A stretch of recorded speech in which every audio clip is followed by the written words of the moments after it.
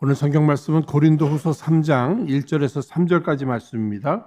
이제 우리 한 목소리로 같이 읽겠습니다. 우리가 다시 자천하기를 시작하겠느냐? 우리가 어찌 어떤 사람처럼 천거설을 너희에게 붙이거나 혹 너희에게 맞거나 할 필요가 있느냐? 너희가 우리의 편지라 우리 마음에 썼고 무사람이 알고 읽는 바라. 너희는 우리로 말미암아 나타난 그리스도의 편지니 이는 먹으로 쓴 것이 아니요 오직 살아계신 하나님의 영으로 한 것이며 또 돌비에 쓴 것이 아니요 오직 육의 신비에 한 것이라. 아멘. 오늘 이 시간에는 허락하신 본문의 말씀을 중심으로 해서 편지의 사명을 잘 감당합시다라는 제목으로 함께 은혜를 나누고자 합니다. 편지하니까 과거에 제가 누군가를 통해 받았던 편지들이 생각납니다. 한국에서 제가 대학부 시절에 대학부 회장을 했어요. 그런데 그때 가정의 경제적으로 어려움이 참 많았습니다. 많이 지쳤고요. 마음도 많이 다운돼 있었습니다. 어느 날 친교실에서 본당을 향해서 이렇게 걸어가는데 그 당시만 해도 굉장히 어렵게만 생각했던 담임 목사님께서 지나가시면서 제 손에다가 뭘 하나 쥐어주셔요. 열어보니까 편지인데 그 편지 내용이 얼마나 간단한지요. 힘내. 그 두 글자였어요.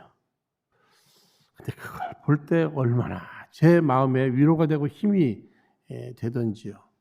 그래서 맡겨주셨던 그 대학부 회장의 역할도 그 편지로 인해서 힘을 얻고 잘 감당하고 바로 이어서 전도사 사역에 또 임했던 이런 기억도 있고요. 또 그런가 하면 제가 이제 파라과이로 출국하기 전에 함께 사역했던 교육자들이 제게 뭐 봉투들을 주어줘요. 비행기 타서 다 열어보니까 이게 전부 다 편지입니다. 그런데 그 편지 하나하나가 얼마나 또 위로가 되고 힘이 되는지요. 가장 기억나는 편지가 김전도사님 힘들고 외로울 때면 하늘을 보세요. 그러면서 농사꾼의 아들 전병상 뭐 이런 내용까지 제가 기억하고 있단 말이에요. 파라과이라고 하는 곳은 처음 갔어요. 외롭기도 하고 힘들기도 하고 그때마다 그 편지를 생각하면서 이제 하늘을 바라봤는데 그때마다 또 하나님의 또 위로함이 있으셔서 또 사역도 또 감당하게 된 이런 일이 있습니다. 미국에서 학생들 지도할 때가 있었어요. 선생님들이 정성껏 돈을 모아서 악기들을 다 구입했습니다. 어느 날 주일날 와보니까 악기가 다 도둑을 맞았어요. 하나도 없는 거예요. 얼마나 또 낙심이 되든지요. 시간이 돼서 예배를 악기도 없이 그냥 예배를 시작하는데 보니까 무슨 쪽지가 있어요. 편지예요. 읽어보니까 낙심하지 마세요. 악기는 다 잊어버렸지만 우리는 잊어버리지 않으셨잖아요. 예수님도 잊어버리시지 않으셨잖아요. 힘내세요. 또 막 정신이 번쩍 들면서요. 또 얼마나 힘이 됐는지 모릅니다. 여러분 누군가를 통해서 이렇게 편지 받고 싶은 마음이 있으십니까? 또 그런가 하면 누군가에게 이렇게 편지하고 싶으신 마음이 있으세요? 그런데 우리가 한 가지 기억하실 내용이 있습니다. 우리 사랑의 하나님께서는요, 우리 인류를 사랑하심으로 우리에게 편지를 보내주셨어요. 여러분 그게 뭐죠? 성경이에요. 성경. 우리를 사랑하시는 하나님께서 우리를 향한 당신의 사랑을 담아서 편지로 우리에게 보내주신 것이 성경입니다. 여러분 모든 편지는 보낸 사람이 있고 목적이 있고 또 내용이 있습니다. 성경은 하나님이 보내주신 거예요. 목적이 뭘까? 내용이 뭘까? 여러분 요한복음 30장 31절 말씀 보시면 오직 이것을 기록함은 너희로 예수께서 하나님의 아들 그리스도이심을 믿게 하려 함이요 또 너희로 믿고 그 이름을 힘입어 생명을 얻게 하려 함이니라. 즉 죽은 상태에서 태어난 우리 인생들이 성경을 통해서 예수를 발견하고 예수를 믿게 되므로 생명을 얻게 되는 영생을 얻게 하시려고 하는 이러한 목적의 편지입니다. 더 나아가서 우리 하나님께서는 당신의 사랑하는 백성들이 영육간의 풍성한 삶을 살기를 원하신단 말입니다. 그래서 요한복음 10장 10절 후반절 보시면 내가 온 것은 양으로 생명을 얻게 하고 더 풍성히 얻게 하려는 것이라.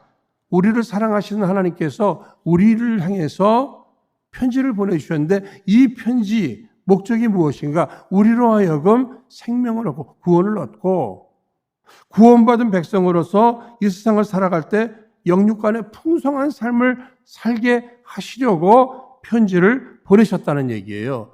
그러면 하나님께서 우리에게 보내주신 이 사랑의 편지, 이 성경, 나는 얼마나 소중히 여기고 있는가? 이 편지를 얼마나 나는 정성껏 읽고 있는가? 이 부분에 대해서 우리는 한 번쯤 생각해 봐야 할 것입니다. 만약에 하나님께서 우리를 사랑하셔서 우리 살리시려고, 우리를 풍성히 만들어 주시려고 성경을 허락해 주셨는데, 이 편지를 보내주셨는데 우리가 그냥 제껴놨습니다. 전혀 보지도 않아요. 소중히 여기지도 않습니다. 여러분, 우리 하나님 마음이 얼마나 섭섭할까요? 우리가 한번 그런 마음도 한번 들어보죠. 아니, 우리는요, 내가 누구에게 카톡 하나를 보냈는데도 열어보지를 않아요. 어떤 마음이 드세요, 여러분? 섭섭한 마음이 들을 수 있잖아요. 그런 겁니다. 그런데 하나님께서 우리를 생명을 주시고 풍성케 하시려고 우리에게 보내주신 이 사랑의 편지를 우리가 읽지도 않는다면, 보지도 않는다면 이거 하나님께서 어떻게 생각하실까? 사랑하는 여러분, 이 봄에 허락하신 이 사랑의 편지 소중히 여기시고 더 많이 읽고 묵상하면서 그 안에서 영생의 기쁨이 회복되시고 더 나아가서 영육간의 풍성함을 누리시기를 주의 이름으로 축원드립니다. 특별히 편지를 보낸 사람은요, 또 편지를 보내신 분은 어떤 기대가 있습니까? 그 편지를 받고 나서 그 반응을 또 기대할 수 있을 겁니다. 아까 카톡 얘기했으니까 여러분, 카톡도요 이렇게 열어봤어요. 그런데 아무런 또 대답이 없어요. 궁금하기도 하고 어떤 마음에 왜 보기만 하고 왜 응답이 없을까? 뭐 이런 생각하지 않겠습니까? 그런데 오늘 우리 하나님께서도 마찬가지라고 생각합니다.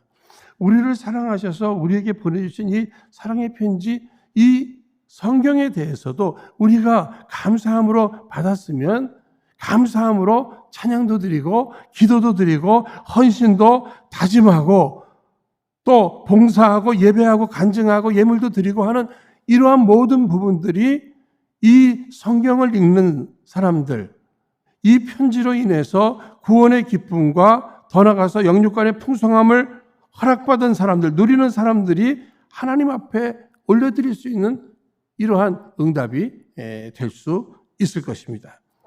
여러분, 오늘 이 본문의 말씀 보시면 이제 편지라고 하는 단어들이 많이 나오는데요. 여기에 내용의 이 편지는 뭐 추천서 이런 의미가 더 있을 것입니다. 당시 고린도 교회 바울이 이제 사역을 마치고 떠났습니다. 그런데 그 이후에 유대주의자들이 들어왔는데 그들이 이 자천서, 이 스스로 이력서라고 생각할 수도 있고요. 이력서, 자기 이력서라든지 또 누가 천거서, 추천서 이런 것들을 갖고 왔어요. 그러면서 사람들에게 보여주는 겁니다. 나 이런 추천서 받아온 사람이야. 나는 이런 이력이 있는 사람이야. 그런데 너희들 과거에 그 지도했던 바울 이력서 봤어? 또 추천서 봤어? 못 봤잖아. 그러니까 가짜야, 가짜. 믿을만한 게 못 돼. 뭐 이렇게 이야기를 하다 보니까 또 그 안에서 또 뭐 얼마 되는 사람들은 거기에 또 마음을 뺏겨버리고 진짜 우리가 본 적이 없잖아. 또 의심하게 되고 그러다 보니까 그를 통해서 받았던 복음이라든지 하나님의 말씀으로 양육받았던 것, 이런 것들이 막 다 흔들리기 시작한다는 말입니다. 여러분, 우리 인생은요, 어떤 좋은 영향력의 이야기가 우리에게 어떤 영향을 주고 우리의 삶에 변화되고, 이것은 굉장히 시간도 걸리고 어려워요. 그런데 그 말 한마디로 인해서 막 마음이 흔들리고, 이거 부정적인 거, 이런 것들은 굉장히 쉽게 우리가 흔들린단 말입니다. 여러분, 바울의 입장에서 지금 어떻겠어요? 어떻겠습니까? 만약에 제가 이제 교회를 여러분들과 함께 모두 시작을 하고 지금까지 뭐 20년이 넘도록 이렇게 감당하고, 또 그 다음에 뭐죠? 또 뭐 은퇴도 하지 않겠습니까? 뭐 그렇게 된 후에 너희들 김경환 목사 이력서 봤어? 목사 안수 받은 뭐 그 자리에 있었어? 목사 안수 좀 봤어? 뭐 이런 거 있잖아요. 뭐 신학교 뭐 졸업한 거 봤어? 하나도 못 봤잖아. 그 다 잘못된 거야. 다 잘못된 거야. 여러분, 이런 소리를 또 듣게 된다면 저도 지금에 와서 그거 제가 다 정리를 해가지고요. 뭐 화면에 띄워드리고 뭐 보내고 막 이래야 되겠습니까? 지금 바울이요, 그런 입장에 지금 놓인 거예요. 예? 여러분, 오늘도 그렇습니다만 이런 뭐 추천서라든지 뭐 이력서 이런 거 소중하잖아요. 그렇죠? 무시할 필요는 없는 겁니다. 우리 인간이 뭐 그런 거를 통해서 그 사람에 대해서 알아가잖아요. 그러니까 저도 뭐 추천서를 많이 써줬습니다.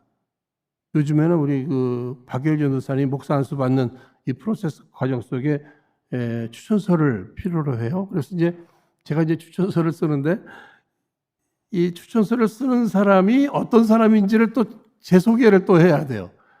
그 다음에 얼마 동안 알게 됐는가, 얼마 동안 같이 사역했는가, 또 그에게 사역하면서 장점은 뭐고 단점은 뭐고, 특히 그가 목사 안수를 받아서 이 교회에 얼마나 유익되겠습니까? 뭐 이런 것들을 다 물어보는 거예요.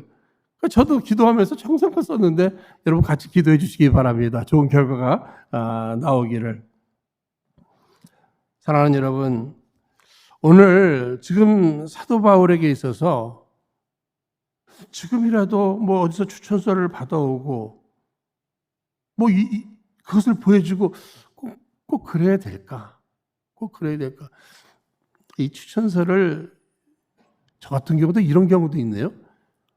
어떤 분은 아예 자기가 다 써갖고 왔어요. 써갖고 왔어요. 그러면서 그냥 사인만 하고 이름만 써달래요. 뭐 그런 일들도 있을 수 있잖아요. 생전 모르시는 분인데 또 추천 써달라고 이게 막 부탁을 해요. 그러면 우리가 이게 종이에 쓰는 이러한 추천서라는 거 현실적으로 필요는 하지만 그게 얼마나 정확하고 얼마나 또 힘이 있을까, 이것도 한번 생각해 볼 필요가 있습니다. 그 유대주의자들은 그 추천서를 거기 제대로 받아온 건지 아니면 돈 주고 사갖고 온 건지 뭐 그것도 다 알 수 없는 일이잖아요. 그런데 바울을 향해서도 그런 것을 요청하는 저들을 향해서 지금 바울은 변명하고 있어요. 변명. 여러분, 변명이라고 하는 것이 좋은 건가 나쁜 건가 여러분 한번 생각해 보십시오. 자기의 어떤 뭐 실수라든지 잘못한 것을 막 변명하는 것은 이거 분명히 잘못된 거예요. 그러나 누군가가 오해를 받고 그것으로 인해서 굉장히 힘들어합니다. 누군가가 오해를 하면서 공동체가 어렵습니다. 누군가가 오해를 하면서 하나님의 영광이 가려지게 됐어요. 여러분, 이럴 때 어떻게 해야 되는 겁니까? 이때에 누군가가 변명을 함으로 오해를 풀어주고 글을 붙들어주고 공동체를 세워나가는 거, 그거 굉장히 중요한 부분이에요. 지금 그래서 사도 바울이 이런 부분에 대해서 어떤 부분도 대항하고 싶지도 않아도 지금까지 믿음으로 잘 성장한 사람들의 그 믿음을 지켜주기 위해서, 붙들어주기 위해서 오히려 그런 부분에 대해서 설명하고 있는데, 사실은요, 바울도 추천서 많이 써줬어요. 그럼에도 자기 자신에 대해서는 어떻게 얘기하고 있습니까? 오늘 본문 말씀 보시면 너희가 바로 나의 추천서다. 이렇게 또 얘기하면서 뿐만 아니라 너희가 나의 편지다. 아니, 너희는 나의 편지일 뿐만 아니라 그리스도의 편지다. 게다가 그것은 어떤 돌 위에 쓴 것이 아니라 성령으로 육의 신비, 마음 심장에 이것을 쓴 것이다. 뭐 이런 내용을 오늘 말씀 속에 담고 있습니다. 여러분, 누군가에게 어떤 비밀스러운 편지를 보내는 경우들이 있잖아요. 그때 조심스러운 거예요. 이메일도 마찬가지고요. 이거 누가 보면 어떻게 하지? 이런 비밀이, 이런 것이 드러나면 어떻게 하지? 굉장히 중요한 내용들이 있을 수 있잖아요. 그러니까 이거 함부로 편지 보낼 수 없습니다. 더 나가서 이때는 무슨 레코더 해가지고 보낼 수도 없고요. 그런 것도 없고. 그런데 내용이 굉장히 많아요. 전해야 될 내용이. 글로 다 설명하기가 어려워요. 그럴 경우 어떤 것을 활용하죠? 누구를 보내는 거예요. 내 뜻을, 내 생각을, 내 마음을 가장 잘 이해할 그에게 잘 준비시켜서 그가 가서 이렇게 전하는 겁니다. 굉장히 중요하잖아요. 그러다 보니까 그 믿음의 조상 아브라함이 자기 며느리감 구할 때, 이삭의 그 아내를 구할 때 어떻게 하죠? 종 엘리에셀을 보내잖아요. 그렇죠? 그런데 그가 그 일을 잘 감당하고 리브가를 인도해 옵니다. 여러분, 아브라함 주인의 마음을 그 종이 가장 잘 이해를 했어요. 그 뜻, 어떤 여인을 구해와야 된다. 어떻게 표현해야 된다. 이 모든 것들을 정확히 알고 편지의 역할을 잘 감당한 거예요. 그러니까 그 종이 아브라함의 편지로서의 역할을 잘 감당해서 열매를 맺었다고 하는 이러한 사실입니다. 사랑하는 여러분, 지금 바울은 고린도 교인들, 바울이 1년 6개월이나 고린도 교회에서 사역했습니다. 그동안에 정말 그 교인들이 힘들까봐 자기가 자비량으로 일하면서 정말 눈물로, 땀으로, 기도로, 헌신으로 양육한 곳이에요. 그 성도들이 구원의 확신을 얻고 그가 전한 복음을 통해서 신앙적으로 막 성숙되어 있는 성도들이 대부분인 거예요. 이러한 현실 속에서 바울이 자신 있게 너희가 나의 편지다. 너희가 우리의 편지다. 너희가 추천서다. 이렇게 지금 이야기하고 있는 것입니다. 저희 이런 내용을 보면서 좀 부럽네요. 부럽습니다. 어떻게 이렇게 자신 있게 성도들을 향해서 여러분이 나의 편지입니다. 여러분들이 나의 추천서입니다. 바울은 자신 있게 얘기합니다. 더 나아가서 이런 신뢰의 관계. 다시 말씀드리면 성도들의 그 변화된 삶, 이것이 추천서 아니냐. 이거예요, 여러분. 여러분들은 이 목회자들을 위해서 기도 많이 해주셔야 돼요. 왜냐하면요, 저같이 이렇게 벌써 한 20년 이상을 이렇게 목회를 하다 보면 여러분들도 모르는 사이에 시간이 지나면서 설교를 듣고 또 함께 교제하고 이러면서 닮아간다는 얘기예요. 변화된다는 얘기예요. 이러한 부분들 속에서 목회자들을 위해서 여러분 끊임없이 기도를 해주셔야 돼요. 그래야 좋은 모습으로 여러분들이 변화되잖아요. 잘못된 모습으로 이거 닮아가면 큰일 나잖아요. 사도 바울은 자신 있게 그가 전한 이 복음으로 인해서 저들이 이 변화된 이러한 모습들, 구원의 확신, 구원받은 후에 이 성숙해져가는 이러한 모습들, 성장한 모습들, 이런 것들을 열매로 이렇게 증거하고 있는 것입니다. 저도 그렇게 얘기할 수 있어야죠. 우리 은혜로 성도님들이 저의 편지입니다. 저의 추천서입니다. 그런 경우에 여러분들이 뭐 가정생활이나 뭐 일터, 뭐 골프를 쳐도 뭔가, 과연 은혜로 교회 성도들답게 또 교목사가 목회하는 성도들답게 말 한마디 행동 하나 그 매너가 다르구나 하는 이러한 부분들이 열매로 편지의 역할을 감당하게 된다는 거죠. 그러니까 부모들로서는요, 자녀들을 향해서 너희가 나의 편지야, 이렇게 얘기할 수도 있고요. 부부가 5년, 10년, 20년을 살았으면 서로를 향해서 당신이 나의 편지요, 이렇게 이야기할 수 있어야 한다고 하는 사실입니다. 사랑하는 여러분, 개인이건 공동체건 우리는 서로에 대해서 편지의 사명이 있어요. 그런데 내가 편지의 사명을 잘 감당하지 못하면 어떻게 됩니까? 오해가 되게 되고 누가 되게 되는 것이고요. 내가 편지의 사명을 잘 감당하면 그것이 위로가 되고 격려가 되고 힘이 되고 관계 회복에 도움이 되는 거죠. 특별히 오늘 3절 말씀에는요, 너희는 우리로 말미암아 나타난, 다시 말씀드리면 너희는 우리의 편지일 뿐만 아니라, 우리 따라하겠습니다. 그리스도의 편지니. 너희는 나와 우리의 편지일 뿐만 아니라 그리스도의 편지다. 예수님의 편지라는 거예요. 우리는 하나님께서 보내주신 이 사랑의 편지 성경을 통해서 예수님을 발견하고 깨닫고 믿고 구원받고 그 구원의 감격을 가지고 이렇게 신앙생활을 하고 있습니다. 이 모든 것이 하나님의 은혜예요. 하나님의 축복이에요. 특별히 하나님의 그 사랑, 예수 그리스도의 그 십자가의 사랑을 성경을 통해서 우리는 깨달았습니다. 그런데 이제는 우리의 사명이 있다는 거예요. 그것이 무엇이죠? 우리가 알고 있는, 우리가 깨달은, 우리가 믿고 있는 그 예수님에 대해서 이제는 우리의 삶으로 증거할 줄 알아야 된다는 거예요.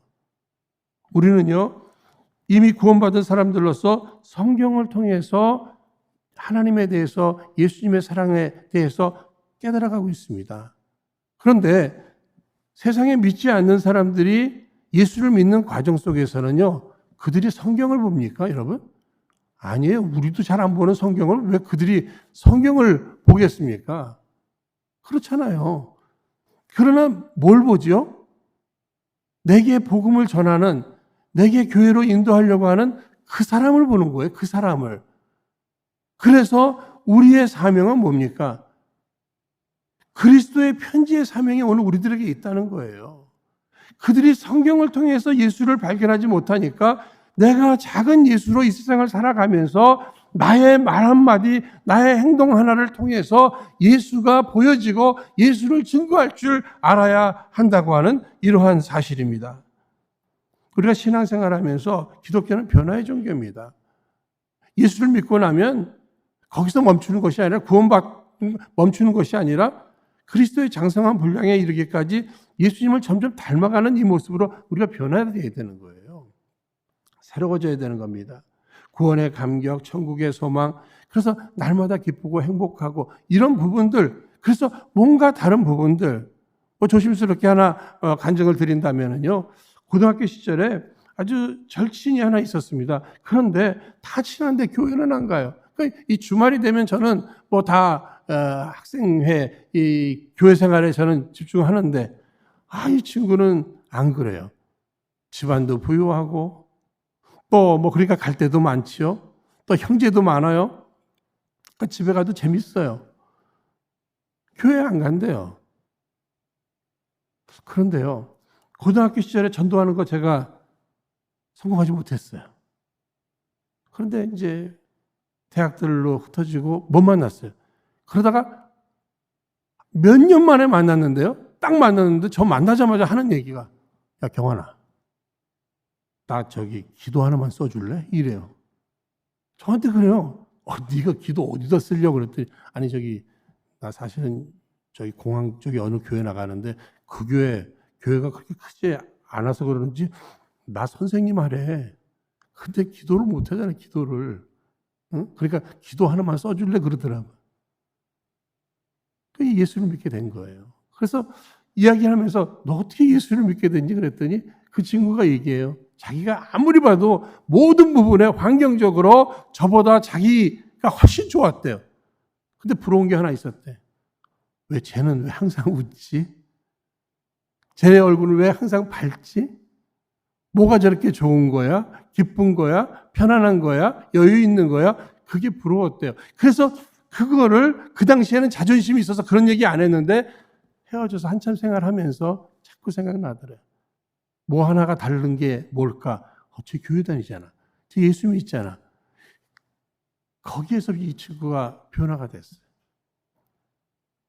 저는요, 오늘 이 시대의 전도는 우리의 인격으로, 우리의 삶으로, 우리의 표정으로 누군가에게 우리의 사명이 뭐죠? 그리스도의 편지로서의 사명을 잘 감당하시기를 주의 이름으로 축원드립니다. 그러니까 이 중국에 뭐 비즈니스맨으로 교수님으로 가서 이 사역하시는 분들 계시잖아요. 그렇죠? 자비랑 선교하시는 분들. 이분들이 막 성경을 가지고 막 성경 공부합시다 뭐 이런 거 안 해도요. 시간이 지나면 예수를 믿게 되는 이런 열매들이 맺혀진단 말이에요. 그것은 뭐예요? 그들의 삶을 통해서 예수를 발견한 거예요. 하나님의 사랑을 깨닫게 되었다고 하는 사실입니다. 그런데 오늘 말씀을 보시면 3절에 그리스도의 편지는 이는 먹으로 쓴 것이 아니요 오직 살아계신 하나님의 영으로 한 것이며 또 돌비에 쓴 것이 아니요 오직 육의 신비에 한 것이라. 우리가 지금 저들이 그 구원의 확신이 있고 삶의 변화가 된 것은 이것은 무슨 뭐 먹으로 이렇게 뭐 쓴 게 아니라는 거예요. 그 당시만 해도 제일로 이 오래 갈 수 있게 써놓는 게 이게 돌에다가 새기는 거잖아요. 근데 그것도 시간이 지나면 막 흐려집니다. 그렇잖아요. 그런데 성령으로 기록됐다는 거예요. 그것도 우리의 마음, 우리의 심장에 성령으로 기록됐다는 거예요. 그러니까 이것은 지워질 수 없다는 얘기예요. 저는 그런 부분에 있어서 우리 사역자들도 착각하지 말아야 돼요. 누가 예수를 믿게 됐다. 예수를 믿게 됐다. 마치 뭐 내가 뭐 뭘 해서 그가 예수를 믿은 것처럼. 제가 예수 믿게 한 사람들이 몇 명인 줄 아십니까? 이런 소리 하면 큰일 나는 거예요. 예수 믿는 이러한 일들, 신앙생활을 잘하게 하는 이런 일들은 뭐예요? 누가 하시는 일이에요? 성령께서 하시는 일인 줄로 꼭 믿으시기 바랍니다. 그저 우리는요, 그분의 손에 쥐어진 이 펜처럼 철저히 그분에 의해서 나를 통해서 그러나 결국은 성령께서 하신 일임을 우리가 깨달아야 할 것입니다. 이렇게 예수를 분명히 믿은 사람들은 그리스도의 편지로서의 사명이 있는 거예요. 어느 목사님이 처음 부임을 해서 막 그렇지 않아도 긴장이 되고 눈치가 보이고 막 그런데 보니까 뭐 이런 쪽지가 하나 있더래요. 그래서 이렇게 보니까 그 내용이 우리는 목사님을 통해서 예수님을 보기를 원합니다 하는 이런 쪽지였대요. 얼마나 충격적이고 부담스러운 내용인지. 그러나 여러분 보세요. 성도들은 목사를 통해서 예수님을 보기를 원해요. 그렇다면 세상의 사람들은 성도들을 통해서 예수님을 보기를 원한다는 사실을 여러분들이 기억하시고 부담감을 안고 이 세상을 살아가셔야 할 것입니다. 어느 선교사님이요, 이렇게 그 지역에서 성경 공부를 시키고 있는데 어느 자매님이 성경 공부 도중에 그냥 나가더래요. 좀 신경이 쓰이더래요. 왜 나갈까? 왜 나갈까? 좀 한참 있다 다시 들어오더래요. 그래서 성경 공부 끝난 후에 물어봤대요. 왜 나가셨어요? 왜 나가셨어요? 그랬더니 제가 뭐 혹시 틀린 얘기 해서 마음이 상한 건 아니십니까? 뭐 이랬더니 아니라고. 그분이 왜 나가셨냐면요. 나가가지고는요. 이 선교사님 운전수한테 물어봤대요. 저 선교사님 말씀 잘 하시는데 저 선교사님 그 말씀대로 살아가십니까? 이렇게 물어봤대요. 그랬더니 그 운전수가 그러면요. 그분 말씀대로 잘 살아가십니다. 그 소리 듣고서 자신 있게 들어와서 다시 성경 공부를 하셨대요. 저 이런 얘기 들으면서 부담스럽네요. 이런 말씀 드리니까 혹시나 제 아내한테 우리 애한테 그런 거 물어보지 마시기 바랍니다. 자신 없어요.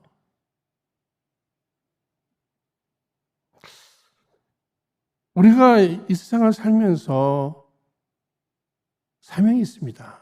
그 사명이 뭐예요? 누군가의 편지의 사명이 있고 더 나아가서 그리스도의 편지의 사명이 있는데 우리 그거 잘 못하잖아요.